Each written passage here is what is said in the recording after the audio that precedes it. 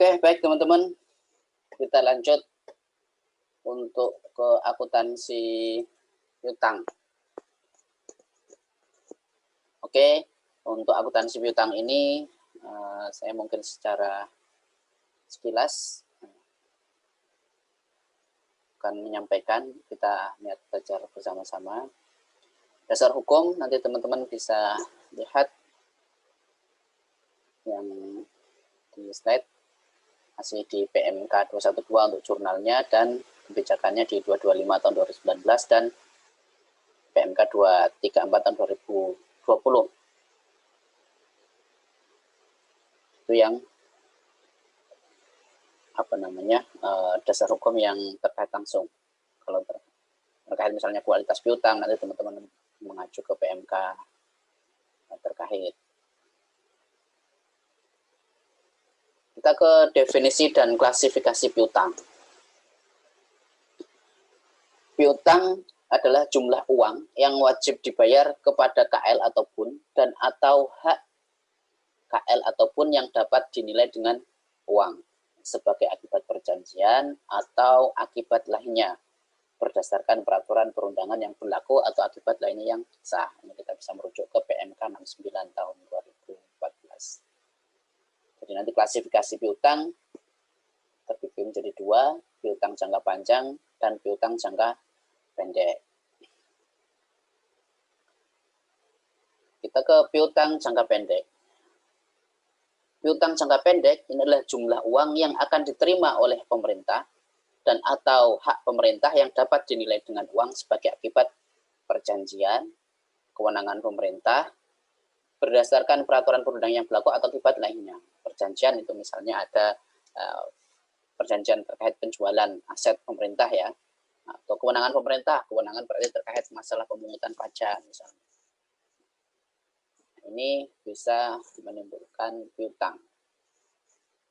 Karena ini jangka pendek, maka yang diharapkan diterima pemerintah dalam waktu 12 bulan.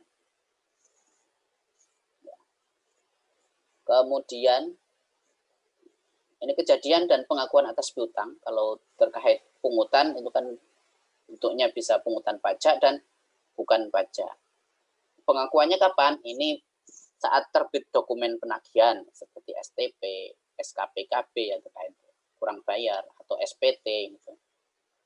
Dalam bukan pajak terbitnya dokumen penagihan seperti surat tagihan dan juga SKPKB, PNBP.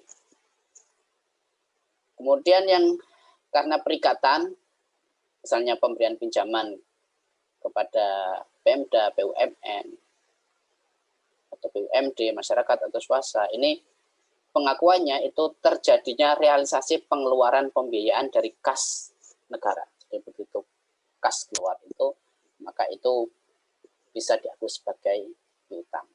Kemudian kalau dalam hal perikatan itu jual beli tadi, maka bisa pengakuannya naskah perjanjian penjualan dan BAS ini telah ditandatangani oleh kedua belah pihak. Kemudian untuk TPA, ya, tagihan penjualan angsuran atau tuntutan perbendaraan, tuntutan ganti rugi, ini pada saat terjadinya penjualan angsuran atau pada saat penetapan TP TGR. Kemudian jenis piutang jangka pendek, ini piutang pajak, piutang bukan pajak, misalnya sampai dengan tanggal pelaporan belum dilunasi, mencakup piutang penerimaan SDA, piutang pendapatan laba BUMN, dan PNBP lainnya. Kemudian bagian lancar tagihan penjualan angsuran. Ini ya, bagian lancarnya. Kita ketahui bahwa pemerintah dapat melakukan pemindah tanganan BUMN, nah, dijual dengan tunai, cicilan, atau angsuran.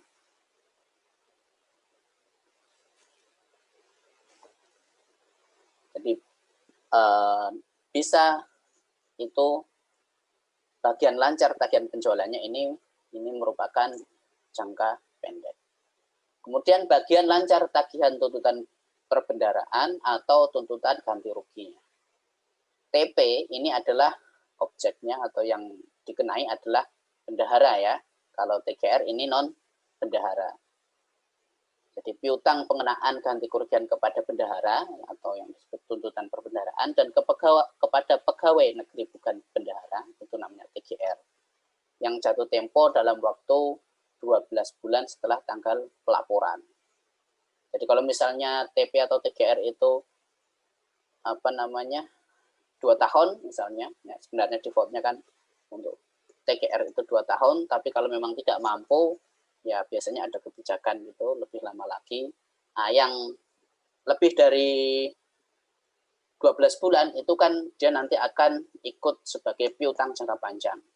Tetapi yang 12 bulan nanti itu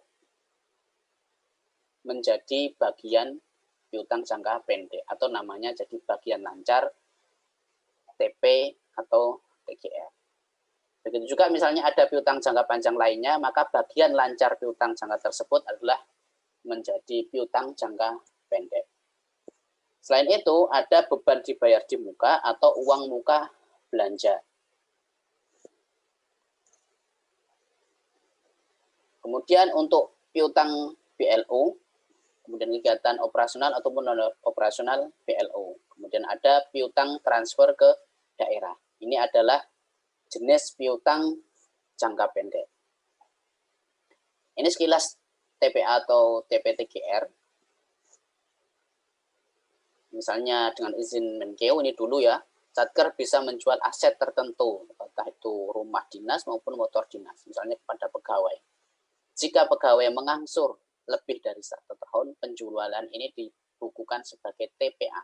Kalau sekarang entah masih ada atau enggak itu. Kalau dulu masih ada, bisa rumah dinas atau motor dinas itu dijual. Atau tagihan penjualan angsuran. Nah, misalnya lebih dari 1 tahun, katakanlah, maka itu kan TPA ini jadi piutang jangka panjang. Tetapi yang 12 bulannya itu menjadi piutang jangka pendek dengan nama bagian lancar tagihan penjualan angsuran. Kemudian ini untuk contoh yang TP, misalnya bendahara lalai, uang berangkas ini raib, berarti ada kerugian negara kan, maka dia harus wajib ganti. Ini secara sekilas seperti itu. Nanti kan ada proses berita acara ya, berita acara. Karena ini adalah bendahara, maka dia TP. Nah ini nanti akan menunggu surat atau yang berhak mengenakan ini adalah BPK untuk bendahara, menggunakan surat keputusan pembebanan. Pelunasannya bisa 1 tahun atau bisa lebih, sesuai bunyi surat keterangan tanggung jawab mutlak atau SKTJM atau surat ketetapan pengadilan. Jadi ini dokumen yang digunakan. Jika penyelesaian melalui pengadilan, itu nanti akan diungkap di catatan atas laporan keuangan. Yang ketiga, ini terkait TGR. PNS tapi bukan bendahara, ini lalai. Misal motor dinas dihilangkan, maka ada kerugian negara kan, maka dia wajib ganti. Ini pengenaannya ini oleh pimpinan KL, kamu ganti gitu kan. Nah, ini untuk kalau TGR. Kalau TP kan oleh BPK. Ini teman-teman saya yakin sudah diperoleh ya. Masih fresh gitu. Kalau saya udah lama banget nih.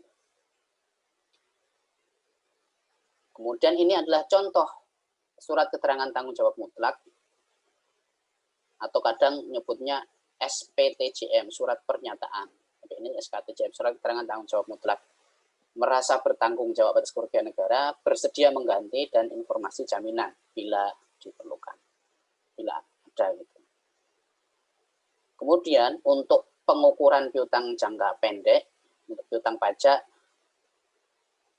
pengukurannya dengan nilai nominal, piutang bukan pajak dengan nominal, kemudian bagian lancar TPA, ini adalah nilai tagihan penjualan angsuran yang akan jatuh tempo. Berarti ini 12 bulan ya, ini 12 bulan dari, begitu juga TP, TGR ini 12 bulan yang akan jatuh tempo 12 bulan. Beban dibayar di muka, ini nilai yang belum diterima. Piutang BLO nilai nominal, piutang transfer ke daerah adalah nilai nominal kelebihan transfer, karena kita transfer kelebihan. Ini maka kita bisa akui atau pemerintah pusat akui sebagai piutang transfer ke daerah. Contohnya ini seperti ini. Pada tanggal 16 Juni 2015 terbit surat penagihan atas denda keterlambatan penyelesaian pekerjaan kepada rekanan senilai 10 juta. Jadi kalau menggunakan sistem ini itu biasanya langsung dipotong menggunakan SPM. Ya, ini tidak biasa lah, tetapi dari sisi akuntansi ini boleh. Tapi kalau dari praktek ini langsung dipotong dari SPM. Misalnya nih, suatu satker itu membangun gedung atau rehab gedung dengan menelan biaya misalnya 300 juta gitu. Rehab lah, kalau membangun kan terlalu kecil. Rehab sebuah gedung menelan biaya 300 juta. Entah itu ada penambahan bangunan ataupun pembongkaran. Ini misalnya dijadwalkan katakanlah 1 bulan. Ternyata sudah sampai jatuh tempo, ini belum selesai 100%. Maka di dalam kontrak biasanya dinyatakan atas keterlambatan itu akan dikenakan sanksi atau denda. Nah, akan dihitung itu. Karena kan seharusnya sudah berita acara serah terima, tetapi ternyata begitu dilihat belum sepenuhnya selesai. Maka itu denda tersebut itu kita bisa akui sebagai pendapatan atas keterlambatan penyelesaian pekerjaan pemerintah. Nah, ini secara praktek sebenarnya langsung dipotong dari SPM. Jadi ketika nanti sudah selesai 100%, rekanan itu mengajukan menyerahkan barangnya ya, berita acara serah terima, itu akan ada pengakuan gedung dan bangunan. Ya. Kemudian ketika staf kantor itu menyusun atau membuat resum tagihan, maka di situ kan ada pengakuan utang yang belum belanja yang belum dibayar. Nah, nilai 300 tadi ya, berapa tadi? 300 juta yang akan dibayarkan itu setelah dipotong PPN dan juga PPh ya, maka akan dipotong lagi denda ini. Itu secara praktek. Tapi kalau mau diakui, ini maka bisa juga nanti dengan menggunakan aplikasi juga. Kalau Sakti pakai modul piutang.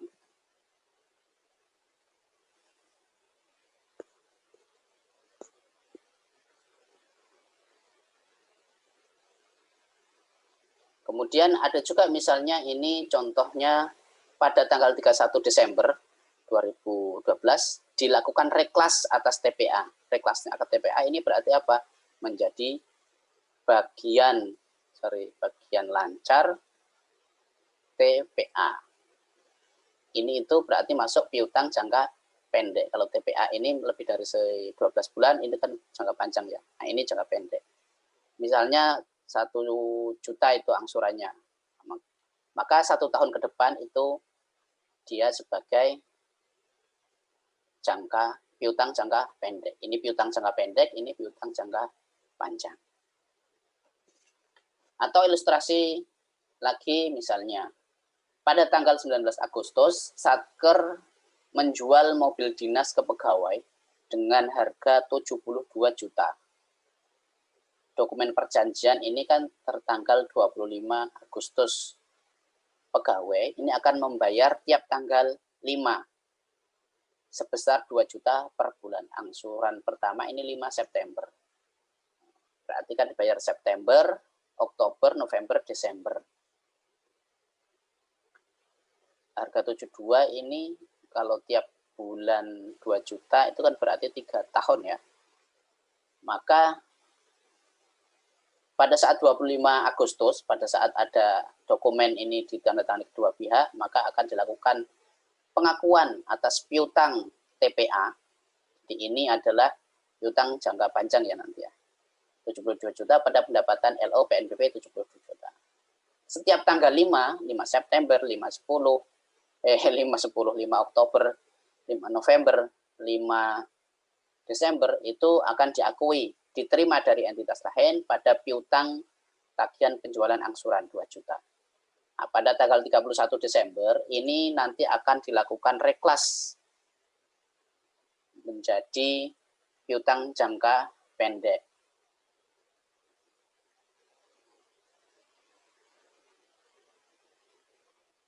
Reklasnya berapa? Ini berarti nanti perlu saya ubah ya. Jadi 31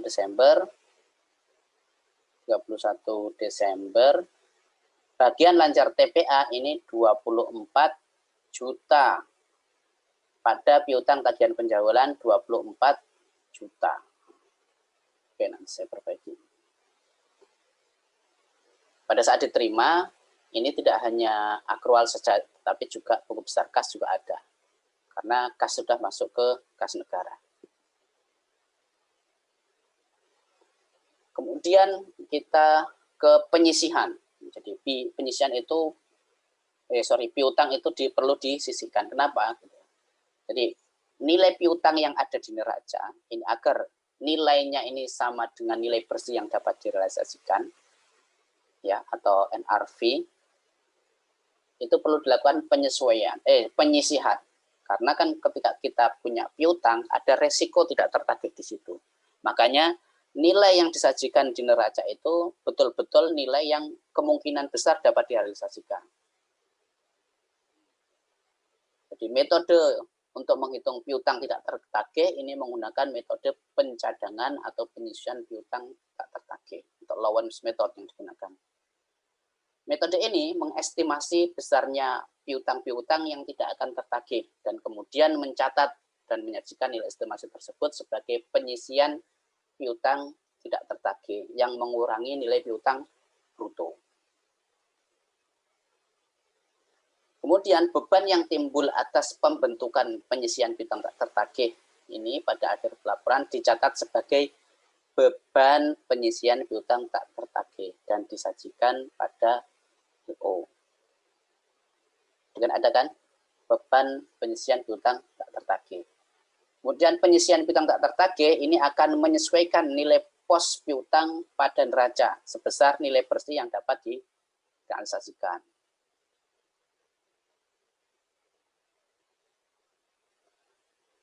Untuk penyisian piutang ini nanti tidak dilakukan ya. Untuk penyisihan piutang tidak tertagih ini tidak dilakukan untuk jenis piutang berupa uang muka belanja atau beban dibayar di muka. Dan piutang yang penyelesaiannya dilakukan melalui metode kompensasi dengan pembayaran belanja transfer pada periode berikutnya, yaitu seperti piutang kelebihan transfer ke daerah. Jadi untuk piutang uang yang berupa uang muka belanja atau beban dibayar di muka serta piutang transfer ke daerah ini tidak dilakukan penyusutan.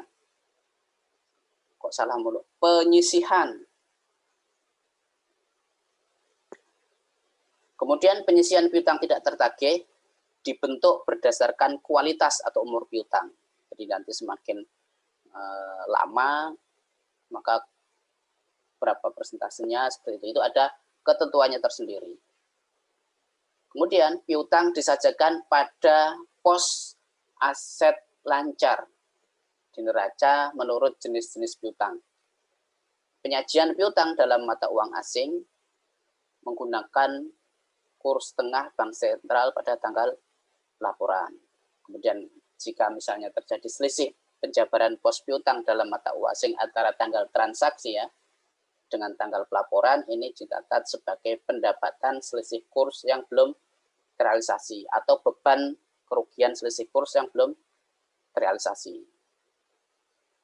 Kemudian penyisihan piutang tidak tertagih ini disajikan tersendiri dalam neraca dan sebagai pengurang atas jumlah piutang. Jadi biasanya di situ ada piutang, di bawahnya nanti akan ada penyisihan piutang tidak tertagih. Untuk pengungkapan, ini informasi mengenai piutang yang perlu diungkapkan di catatan atas laporan keuangan terkait kebijakan akuntansi yang digunakan. Kebijakan mengenai penilaian, pengakuan, pengukuran, gitu.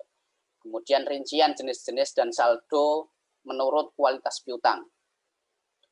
Perhitungan penyisian piutang tidak tertagih. Kemudian penjelasan atas penyelesaian piutang, apakah masih diupayakan penagihan oleh Satker milik piutang atau sudah diserahkan pengurusannya kepada PUPN atau Panitia Urusan Piutang Negara, itu di JKN gitu kan. Barang jaminan atau barang sitaan bila ada, itu bisa diungkapkan di catatan atas laporan keuangan. Kemudian informasi tentang piutang pajak yang masih dalam upaya hukum atau sengketa. Kemudian ada juga bisa diungkapkan penjelasan atas penyelesaian piutang, yaitu tindakan penagihan. Khususnya untuk wajib pajak dengan piutang pajak yang signifikan. Kemudian khusus untuk piutang TP-TGR, ini perlu diungkapkan mengenai proses penyelesaian, baik setelah ditandatanganinya SKTJM, dan atau diterbitkannya surat keputusan pembebanan penggantian kerugian sementara. Jadi ini kan sebagai dokumen ya, dokumen pengakuan SKTJM atau SKP 2KS. Dalam hal TP atau TGR ini masuk ke ranah hukum dan telah ada putusan pengadilan yang berkekuatan hukum tetap atau ingkrah, maka piutang TP atau TGR yang sebelumnya dicatat oleh Kementerian Negara atau lembaga dihapus gitu ya. Selanjutnya piutang TP atau TGR dicatat oleh eksekutor yang ditunjuk oleh undang-undang. Ini ilustrasi penyajian piutang bahwa piutang ini di posisi di aset lancar, kemudian nanti akan ada penyisian. Inilah yang akan menyesuaikan piutang ini agar nilainya ini merupakan nilai bersih yang dapat direalisasikan. Jadi ini nanti akan mengurangi. Ini cuman penyisiannya ini dijadikan satu ya. Biasanya kan seperti ini. Nah, nilai ini itu tadi menggunakan perhitungan. Nah, kita akan coba ke piutang jangka panjang. Piutang jangka panjang ini adalah piutang yang diharapkan atau dijadwalkan akan diterima dalam jangka waktu lebih dari 12 bulan setelah tanggal pelaporan. Nah, jenis-jenis piutang jangka panjang ini ada TPA, piutang tagihan penjualan angsuran, ada TP atau TGR, kemudian ada piutang jangka panjang pelunasan pinjaman, piutang jangka panjang kredit pemerintah, dan piutang jangka panjang lainnya. Kemudian untuk piutang jangka panjang dalam mata uang asing ini dicatat dengan menggunakan kurs tengah bank sentral pada saat terjadinya transaksi. Makanya nanti ketika ada penyusunan laporan itu kemungkinan akan ada selisih kurs. Kemudian penyisian piutang tidak tertagih agar nilai piutang tetap menggambarkan nilai bersih yang dapat direalisasikan, maka piutang-piutang yang diperkirakan tidak tertagih perlu dikeluarkan atau disisihkan dari akun piutang. Metodenya juga sama ya, menggunakan metode allowance. Metode ini mengestimasi besarnya piutang yang tidak tertagih dan kemudian mencatat dan menyajikan nilai estimasi tersebut sebagai penyisian piutang tertagih dan mengurangi nilai piutang brutonya.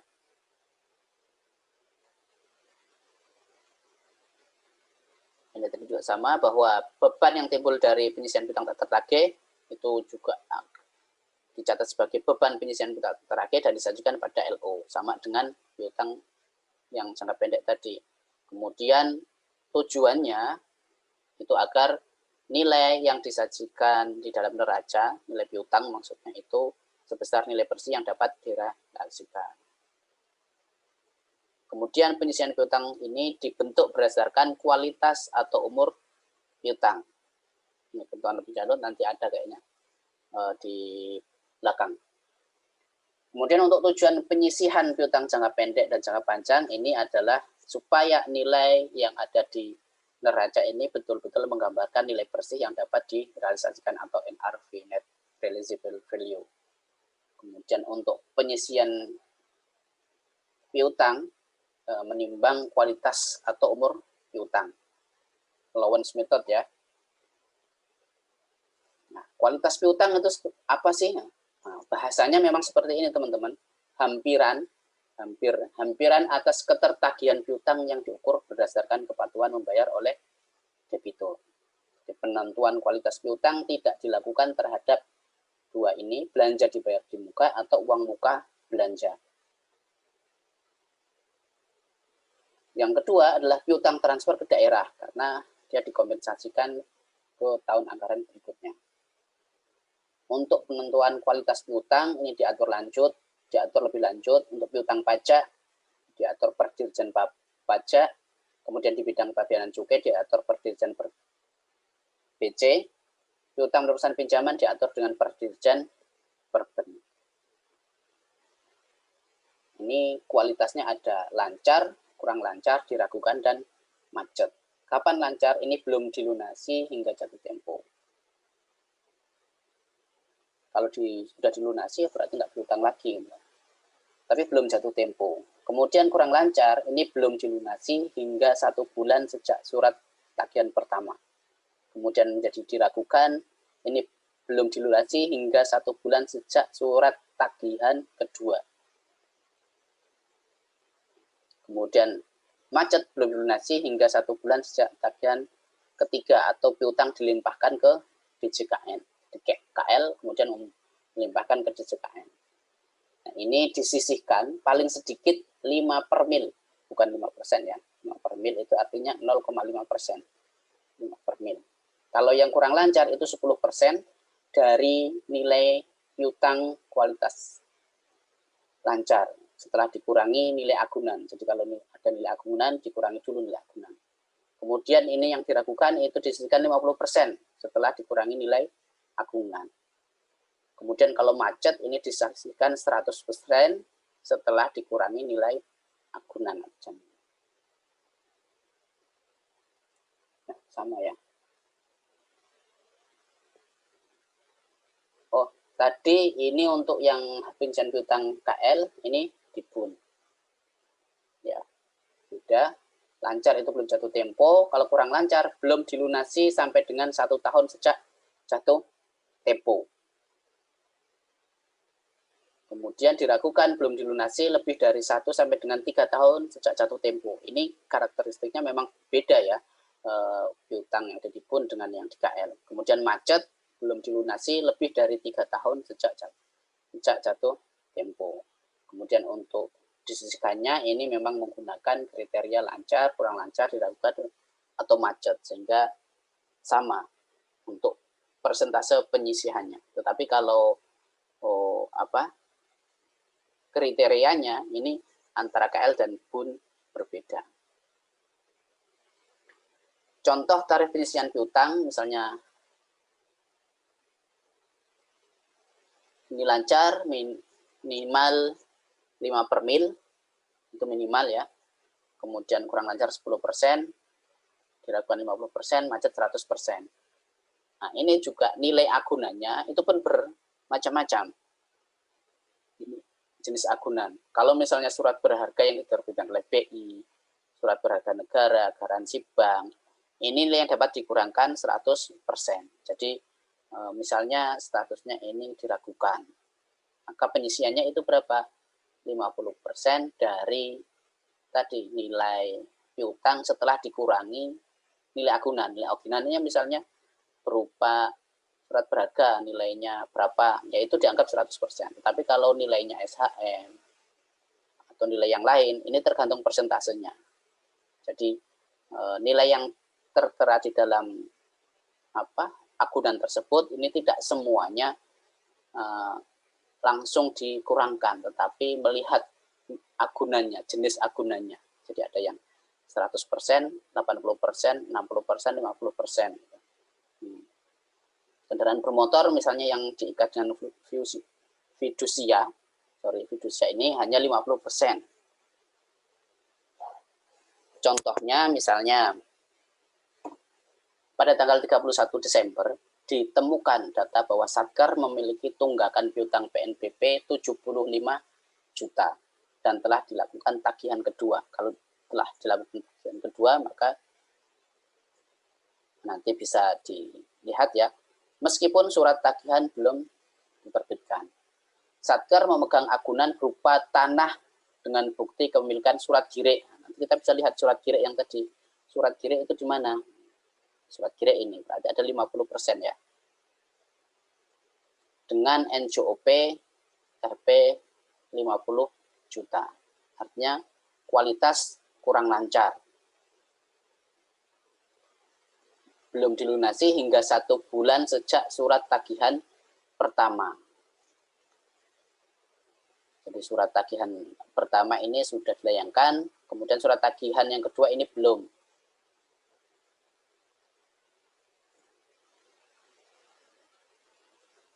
Maka dia menjadi kualitasnya itu kurang lancar. Kalau kurang lancar, tarifnya itu kan 10%. Kemudian nilai agunannya, bukti ini surat gire. Gire itu dihargai lah istilahnya, dihargai 50%. Maka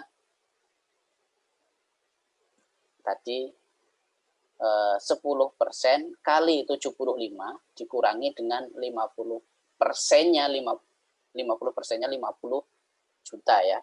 Jadi berapa ini? 10% kali ya ini 5 juta. Jadi kan 25 nih. 25. 75 dikurangi 25, 50 juta. 10%-nya berarti 5 juta. Kemudian untuk penyajian dan pengungkapan, pada LK tahunan, ini piutang TPA, tagihan TP atau TGR, piutang jangka panjang, yang jatuh tempo lebih dari 12 bulan setelah tanggal pelaporan disajikan pada neraca sebagai piutang jangka panjang. Sedangkan yang jatuh tempo kurang dari 12 bulan setelah tanggal pelaporan ini direklas sebagai aset lancar atau menjadi tadi bagian lancar tagihan penjualan aksuran, bagian lancar tagihan tuntutan perbendaharaan, bagian lancar tagihan tuntutan ganti rugi. Dia menjadi aset lancar atau piutang jangka pendek. Penyajian piutang jangka panjang dalam mata uang asing ini menggunakan kurs tengah bank sentral pada tanggal pelaporan. Jadi nanti ketika ada selisih, maka nanti akan diakui sebagai pendapatan selisih kurs yang belum terrealisasi ataupun beban kerugian selisih kurs yang belum terrealisasi. Penyisian piutang ini disajikan tersendiri dalam neraca dan sebagai pengurang pos piutang jangka panjang. Kemudian pengungkapan penghapus bukuan piutang ini di neraca meliputi jenis piutang, nama debitur, nilai piutang, nomor dan tanggal keputusan penghapusan piutang, dan juga penjelasan lain. Dan nanti ada penghapus bukuan, ada penghapus tagihan. Ilustrasinya seperti ini ya. Jadi ya, penyisian piutang tak tertagih ini akan mengurangi nilai dari piutang jangka panjang yang disajikan.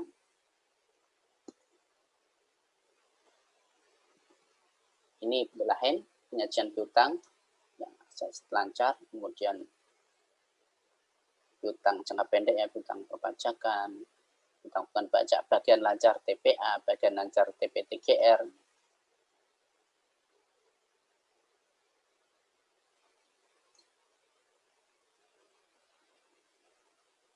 Bunga, denda, komitmen fee, penalti, dan biaya lainnya yang sejenis yang timbul dari piutang jangka panjang harus diakui sebagai piutang jangka pendek. Kemudian ini informasi piutang pada caleg, ini mengungkap kebijakan akuntansi penilaian, pengakuan, dan pengukuran piutang. Kemudian rincian perjenis saldonya menurut umur atau tingkat kolektibilitasnya. Kemudian penjelasan penyelesaian piutang masih ada di kementerian lembaga atau sudah diserahkan ke KPKNL. Kemudian jaminan atau sitaan jika ada. Untuk piutang yang sudah dihapus bukukan, ini tidak lagi di neraca. namun dicatat secara ekstra kontabel atau off balance sheet. Jadi secara di neraca itu sudah nggak ada karena sudah dihapus bukukan. Namun secara yuridis formil belum dihapus.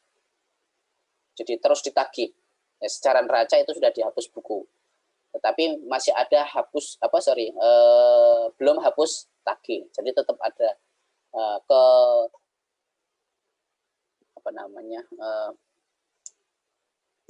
ada tindakan untuk tetap menagih. Piutang yang penagihannya diserahkan ke DJKN, pencatatan atas piutang tersebut tetap melekat pada satker yang bersangkutan. Jadi untuk pencatatannya tetap ada di satker yang bersangkutan. Tetapi secara pengelolaannya itu dilimpahkan ke DJKN. Jadi dia nanti akan melakukan penagihan dan sebagainya. Pengungkapan penghapus bukuan piutang di neraca meliputi jenis piutang, nama debitur, nilai piutang, ini tadi sudah ya, tentang keputusan piutang. Kemudian untuk penghentian pengakuan piutang ini bisa dari pelunasan, ya, kalau pelunasan sudah jelas ya, bisa dari penghapusan. Kalau penghapusan sendiri itu ada dua, penghapus bukuan secara akuntansi dan penghapus tagihan secara perdata. Penghapus bukuan ini merupakan kebijakan internal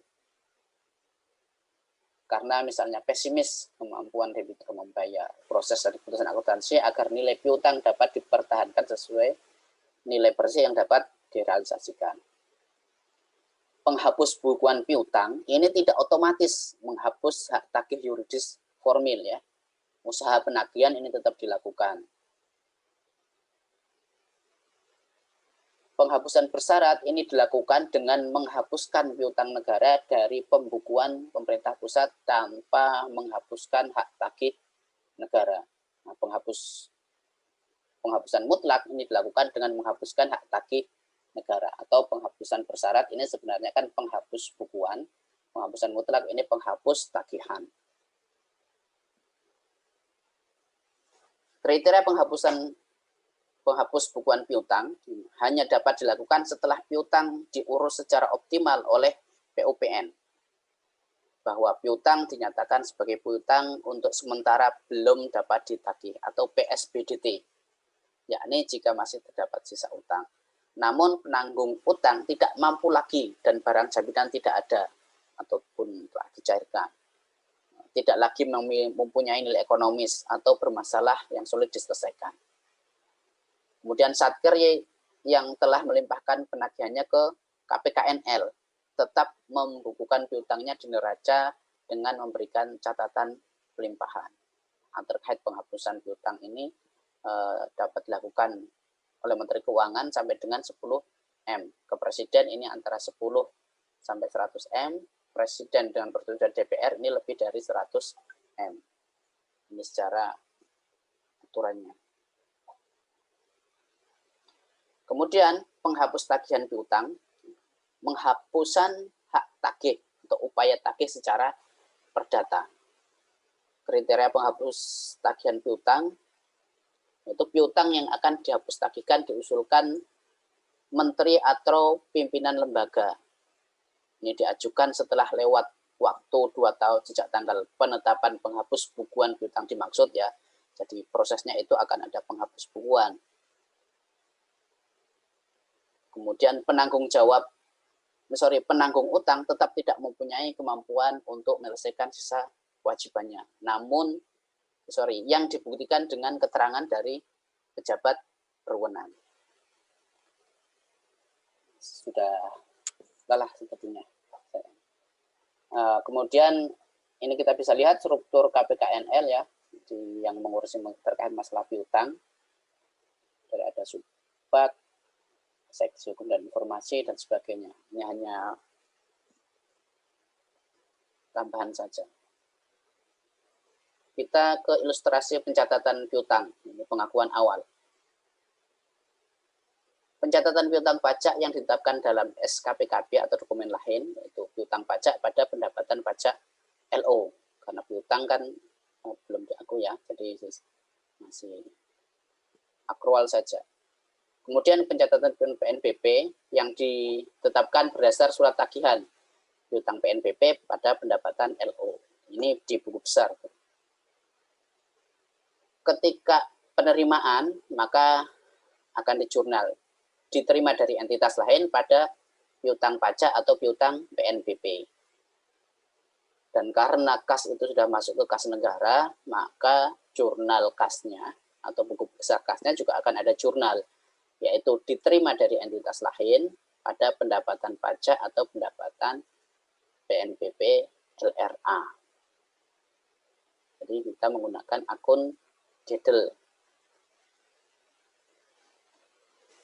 Lalu, misalnya ada reklasifikasi, entah itu dari TPA, TP atau TGR, maka di jurnal bagian lancar piutang jangka panjang, atau ini langsung juga bisa bagian lancar tagihan penjualan angsuran, atau bagian lancar tagihan tuntutan perbendaharaan dan sebagainya pada piutang jangka panjang. Ini bisa langsung merujuk ke nama akunnya, piutang atau tagihan tuntutan perbendaharaan misalnya. Kemudian pada saat penyisian piutang tadi ya, akan muncul beban yang nanti akan ke laporan operasional, yaitu beban penyisian piutang tak tertagih pada penyisian piutang tidak tertagih. Ini adalah ilustrasi penghapusan piutang. Ini penghapus bukuan ya, berarti ya. Penyisian piutang tak tertagih pada piutang. Kemudian misalnya ternyata itu yang berhutang kemungkinan akan membayar, maka akan dicatat kembali, yaitu piutang pada penyisian piutang tak tertagih. Ini kalau statusnya ini penghapus bukuan. Kemudian kalau memang nanti betul-betul dibayar oleh yang berhutang, maka jurnalnya seperti pencatatan penerimaan ya, atau pelunasan utang, yaitu diterima dari entitas lain pada piutang. Ini kan untuk awalnya sudah dihapus bukukan, kemudian dicatat kembali. Ketika nanti sudah diterima betul-betul, maka seperti pencatatan penerimaan pembayaran piutang, yaitu JEDL pada piutang, apakah piutang pajak atau piutang PNBP, seperti itu.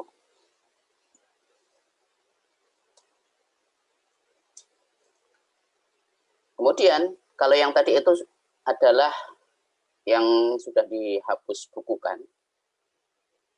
Untuk saat ini adalah bila mana piutang tersebut itu sudah terlanjur dihapus tagihkan. Jadi nanti akan berbeda perlakuannya ya teman-teman ya, terkait dihapus bukuan, dihapus tagihkan. Nanti teman-teman bisa membaca materinya terkait mata kuliah tersebut. Jadi kalau sudah dihapus tagihkan, itu jurnalnya diterima dari entitas lain pada pendapatan PNBP lainnya. Ya, kalau pelunasan itu kan diterima dari entitas lain. Ini pada piutang tuh. Kalau sudah dihapus tagihkan, maka dia pada pendapatan PNBP lainnya. Kalau tadi sudah dihapus bukukan, akhirnya ditimbulkan kembali. Kalau ini sudah ketika sudah dihapus tagihkan, ternyata di kemudian hari ya dibayar, maka dia dianggap sebagai pendapatan PNBP lainnya. Karena ada kas yang masuk ke rekening kas umum negara, maka juga akan ada jurnal yang masuk ke buku besar kas, yaitu diterima dari entitas lain pada pendapatan PNBP lainnya LRA. Nah, teman-teman nanti perlu membiasakan lagi. Kalau dulu ini RK PPKD ya, kalau di sisi buku besar kasnya ini estimasi perubahan saham. Sekarang dua-duanya menggunakan akun resiprokal, yaitu diterima dari entitas lain ataupun satu lagi ditagihkan ke entitas lain. Baik teman-teman, itu materi pembelajaran kita di pertemuan kedua, mulai dari akuntansi anggaran, akuntansi pendapatan, dan ini adalah akuntansi piutang. Nanti jika ada pertanyaan, bisa kita diskusikan. Mohon maaf atas segala kekurangan dan kesalahan. Terima kasih dan wassalamualaikum warahmatullahi wabarakatuh.